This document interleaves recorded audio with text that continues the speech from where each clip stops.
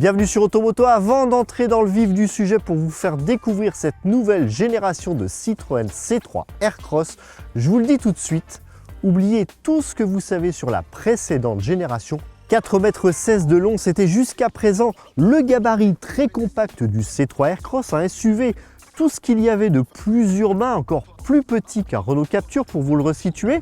Et à présent, vous aurez affaire à ce mastodonte plus long qu'une C4, en s'allongeant sur 4,39 m, créant ainsi un fossé de 38 cm entre lui et sa petite sœur C3, au risque de brouiller un peu la lecture de gamme auprès du grand public. D'où cette question philosophique: fallait-il affilier ce grand SUV à la famille C3? Vous avez 2 heures. Alors pourquoi ce positionnement inhabituel pour le nouveau bébé de Citroën? On a le sentiment que la marque a été priée d'abandonner le créneau des SUV urbains classiques largement saturés au sein du groupe Stellantis par Peugeot, Opel, Fiat, Jeep, DS et depuis peu par Alfa Romeo avec le Junior. Dès lors, ce nouveau C3 Aircross fait un peu figure d'ovni dans l'industrie automobile. Pas évident d'identifier ses concurrents, mais d'emblée, au vu des caractéristiques qu'on va vous détailler, c'est plutôt une marque qui nous vient à l'esprit, Dacia, et plus particulièrement le Duster et le Jogger. Alors pourquoi comparer le nouveau C3 Aircross à ses représentants de la marque roumaine spécialiste du low cost? Eh bien tout simplement parce que le nouveau venu repose sur la plateforme Smart Car dédiée aux véhicules bon marché au sein du groupe Stellantis et récemment inauguré par sa petite sœur Citroën C3 qui s'allonge sur à peine plus de 4 mètres. Difficile en conséquence d'en espérer un haut niveau de technologie. Une stratégie en accord avec le nouveau positionnement dit essentiel de Citroën, la marque refusant toute étiquette low cost. En conséquence, et malgré son gabarit imposant, eh bien pas question pour lui de s'attribuer la plateforme onéreuse du récent Peugeot i3008, car oui, ce nouvel Aircross est également doué d'électrification totale via sa variante IC3, mais plus étonnant encore, pas question pour lui non plus d'hériter ne serait-ce que la technologie d'une petite Peugeot i208. Pour mémoire, la petite socialienne 100% électrique jouit aujourd'hui d'une batterie de 51 kWh, apte à lui faire parcourir plus de 400 km, tout en animant un moteur de 156 chevaux. Le nouveau IC3 Aircross la joue beaucoup plus modeste en se contentant des caractéristiques de la minuscule IC3, mue par une batterie de seulement 44 kWh, chargée d'alimenter un moteur de 113 chevaux et ambitionnant seulement 300 km d'autonomie. Des valeurs qui nous laissent un peu dubitatifs au vu de sa vocation familiale. Citroën ne serait-il pas en train de nous jouer le remake du berlingot 100% électrique qui n'a jamais su trouver son public, faute d'avoir pu répondre bien aux besoins de polyvalence de ce type de véhicule avec une autonomie qui évoluait aux alentours de 300 km? C'est un peu notre crainte, même si ce C3 Aircross électrique saura se montrer beaucoup plus abordable que son grand frère. Mais contrairement au berlingot qui misa exclusivement sur ce type d'énergie pendant plusieurs mois avant de réintroduire des motorisations thermiques dans sa gamme, le nouveau C3 Aircross ne met pas ses œufs dans le même panier. D'une part parce qu'il promet déjà l'introduction d'une seconde variante électrique capable de rallier 400 km courant 2025, et d'autre part parce qu'il se rend d'ores et déjà disponible avec 2 blocs essence. Le premier 100% thermique à boîte manuelle développant 100 chevaux et le second hybridé à 48 volts pour cumuler 136 chevaux en boîte automatique, probablement la mécanique la plus pertinente du lot.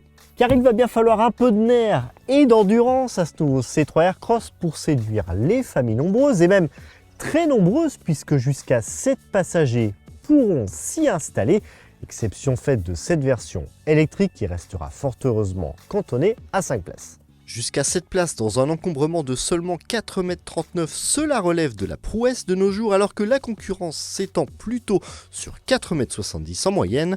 C'est pour cette raison que le nouveau C3 Aircross nous conforte dans l'idée que son plus sérieux rival s'apparente davantage au Dacia Jogger, tout aussi généreux en place assise malgré son profil plutôt type e-break à la faveur d'une longueur de 4,54 m. Si le roumain offre au minimum 595 litres de volume de coffre en configuration 5 places, le français plafonne à seulement 330 litres, soit à peine plus qu'une C3.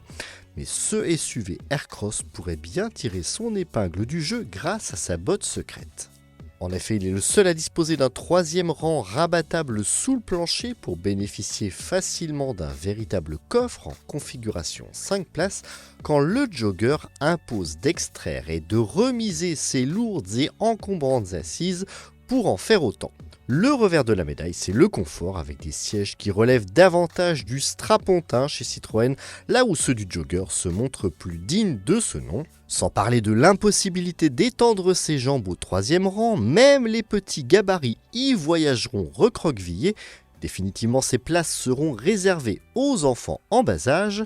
Pourtant, le C3 Aircross met un point d'honneur à soigner le confort de ses passagers dès l'entrée de gamme en dotant chaque place d'une mousse d'accueil plus épaisse, tandis que les suspensions s'en remettent au fameux système à double butée hydraulique, gage d'un haut niveau de filtration des aspérités de la route.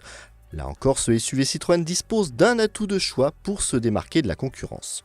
Et puis comme je vous le disais en introduction, ce nouveau C3 Aircross va également cibler la clientèle du nouveau Dacia Duster. Et à cet effet, les ingénieurs Citroën ont légèrement repensé l'architecture par rapport à la version 7 places. En plus d'avoir été reculé de 65 mm pour offrir plus de place aux jambes, la banquette de second rang s'est également abaissée pour offrir une assise plus proche de celle d'une berline. On y voyagera donc plus confortablement qu'à bord de la version 7 places, plus haut perché.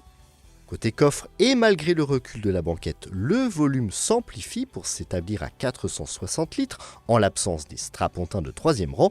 Selon nous, ce C3 Aircross strictement 5 places se révèle plus pertinent que son homologue doté de 2 sièges supplémentaires. On n'a pas encore évoqué les places avant de ce nouveau C3 Aircross, mais de ce point de vue, pas de surprise puisqu'il reprend stricto sensu la planche de bord de la citadine C3 qui se caractérise notamment par ce système d'affichage tête haute logé à la base du pare-brise ou encore cette dalle centrale tactile unique de 10,25 pouces ou encore ce volant compact qui tire un peu son inspiration des productions Peugeot. Et les similitudes avec la citadine C3 ne s'arrêtent pas là puisque ce grand frère en hérite également le regard, de même qu'une grande partie des éléments constitutifs de sa proue. Un souci d'économie d'échelle qui va même au-delà puisque ce nouvel Aircross partage encore plus d'éléments avec l'Opel Frontera au risque que ce duo soit taxé de poupée russe, une tendance grandissante au sein de la galaxie Stellantis. Enfin, en y réfléchissant bien, il y a forcément des modèles issus de marques généralistes auxquels ce nouveau C3 Aircross entend donner du fil à retordre et on pense notamment au nouveau Renault Symbioz, à ceci près que le SUV de Citroën se montre beaucoup plus compétitif. En effet, le Symbioz, uniquement disponible en motorisation hybride 145 chevaux pour le moment, ne réclame pas moins de 34 900 €, là où le C3 Aircross mild hybride 136 chevaux démarre à seulement 25 500 €. Mieux encore, le bloc essence de 100 chevaux se positionne des 19 400 €, soit 290 € de moins que le Duster d'entrée de gamme. Enfin, comptez 27 400 € pour la variante électrique hors bonus gouvernemental. Bref, des tarifs très compétitifs en règle générale pour le nouveau SUV des chevrons. Rendez-vous très prochainement sur Automoto pour découvrir l'essai complet de ce nouveau C3 Aircross, soit peu de temps avant les premières livraisons prévues à la rentrée. Ciao!